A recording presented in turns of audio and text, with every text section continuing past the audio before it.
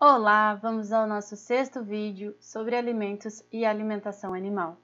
Já conversamos sobre um breve histórico do estudo dos alimentos e da alimentação animal, conversamos sobre os nutrientes da dieta e a água, falamos sobre a anatomia e fisiologia do sistema digestivo dos animais, conversamos sobre os aditivos e os alimentos, falamos sobre vitaminas e minerais e agora vamos falar sobre a digestibilidade e a degradabilidade dos alimentos. Nosso objetivo de hoje é relembrar o que é a digestão, aprender como avaliamos a digestibilidade, conhecer os métodos de ensaio de digestibilidade in vivo, in situ e in vitro. Vamos lá então! Primeiro vamos definir o que é a digestão. Nós já conversamos isso em várias aulas. A digestão é a redução dos alimentos e dos compostos nutricionais a partir do tamanho ou solubilidade que sejam eficientes para permitir a absorção e a utilização pelo organismo. Como que nós avaliamos então a digestibilidade dos componentes, que são os alimentos da dieta? Os métodos utilizados são por meio da digestibilidade in vivo, digestibilidade in situ, que também é chamado de degradabilidade in situ, e a digestibilidade in vivo. Então vamos conversar aí primeiro sobre a digestibilidade. A digestibilidade em questão, em nutrição, nós utilizamos esse termo para definir a quantidade de componentes que sofrem aí o processo de digestão. Que é absorvido aí no trato gastrointestinal dos animais. Nós temos um termo que ele é chamado de coeficiente de digestibilidade, é expresso em porcentagem. A digestibilidade permite que nós façamos comparação entre os alimentos da dieta, tá? Entre a composição aí de duas ou mais dietas. Por exemplo, se nós tivermos aí duas dietas, a dieta A e a dieta B, ambas com 24% de proteína bruta, mas uma digestibilidade de 70% e 85% respectivamente. Podemos afirmar que a quantidade de proteína absorvida pelo animal é superior na dieta B. Vamos supor que um animal ele consuma aí 600 gramas de alimento por dia, tá? Então esse é o consumo de 100% da dieta. Nós sabemos que 24% desses 600 gramas é relativo à proteína, tá? Então, nós temos aí em torno de 144 gramas relativos à proteína. Só que desses 144 gramas, 70%, se fosse a dieta A, é relativo à proteína digestível. Então, nós temos aí em torno de 101 gramas de proteína digestível. E a outra dieta, a dieta B, que tem 85% da proteína digestível, nós temos aí 122 gramas de proteína digestível. Tá? Então, a dieta B contém mais proteína do que a dieta A, quando nós falamos em termos de digestibilidade. Como que nós obtemos, então, a digestibilidade dos alimentos? Nós podemos calcular essa digestibilidade por meio de métodos diretos ou métodos indiretos. Um dos tipos de métodos diretos é por meio da coleta de fezes, que é feito aí o registro da quantidade de alimentos consumidos, então por meio de técnicas aí determinado quanto que o indivíduo ingeriu de alimento e na sequência coletadas fezes e feita a análise das fezes e determinado aí os teores de nutrientes. Então, nesse caso, nós temos o que nós chamamos de coeficiente de digestibilidade aparente. O coeficiente de digestibilidade aparente vai ser igual ao nutriente ingerido menos o nutriente excretado nas fezes dividido pelo nutriente ingerido vezes 100. Então, nós temos aí a digestibilidade aparente em porcentagem. Tá? Existem outras técnicas, existem várias técnicas. Uma outra técnica que também é considerada um método direto é a coleta total ileal. Tá? Então, a coleta da digesta é realizada no ilho terminal, quando não haverá mais absorção de proteínas, lipídios e carboidratos. Os animais eles são canulados, né, para para fazer essa coleta aí da dieta. Nesse caso, nós temos uma maior acurácia, tá? Porque nós temos aí a coleta direta, tá?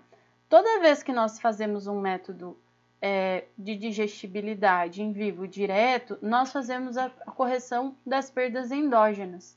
Por quê? Porque até então nós fazíamos o cálculo do coeficiente de digestibilidade aparente. Porém, nós precisamos calcular o coeficiente de digestibilidade verdadeiro. Então, nesse caso, é feita a correção para pequenos erros que estão relacionados ao material coletado, já que nas fezes e no conteúdo ileal não estão presentes apenas os materiais não digeridos pelos animais, mas também substâncias de excreção endógena, tá, do próprio organismo. E esses métodos, existem 3 tipos. O primeiro método é feito por meio de comparação com ensaios de digestibilidade dos animais em jejum, ou então comparação com ensaios de digestibilidade de animais com dietas sem proteínas. Tá? Esse método ele é um pouco questionado. Também pode realizar o emprego de diluição de isótopos. Nesse caso, nós temos custo elevado e complexibilidade. A digestibilidade em vivo por métodos indiretos não tem a necessidade de contabilização do consumo do volume fecal e do conteúdo ileal. Nesse caso, a gente utiliza uma substância conhecida como indicador, que são as substâncias não digestíveis, que é um parâmetro para avaliação da digestibilidade, então. E quais são essas substâncias indicadoras que podem ser utilizadas na digestibilidade em vivo por métodos indiretos? Elas devem ser totalmente indigestíveis e inabsorvíveis pelos animais. Não devem apresentar função fisiológica. Devem se misturar ao alimento e permanecer distribuída com a digesta e ter um método específico e prático de determinação laboratorial. E não devem causar efeitos colaterais nos animais.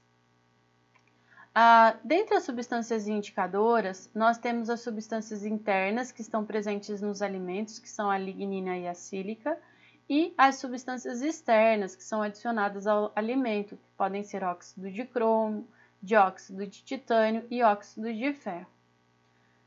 Nos métodos in vitro, realizados em laboratório, com simulação das modificações que ocorrem com os nutrientes. Então, diferentemente dos métodos em vivo, a gente realiza os métodos in vitro no laboratório. Tá? Então, fazendo aí essa simulação do trato gastrointestinal dos animais. Nós temos aí os métodos enzimáticos, químicos, de solubilização e de NIRS. É pouco utilizado no estudo com animais monogástricos. Nos ruminantes, é uma técnica que simula os processos de digestão no rumen e que tem sido muito utilizada. Já os métodos in situ faz a avaliação da degradação dos incubados em sacos de nylon porosos que são mantidos dentro do rumen de animais fistulados e são removidos em intervalos de tempo em tempo. Vamos falar aí um pouquinho de degradabilidade, que está relacionado com o método de digestibilidade in situ ou degradabilidade in situ. No caso de degradabilidade in situ e digestibilidade in situ, são removidas as amostras do rumen e três frações são determinadas. Tá?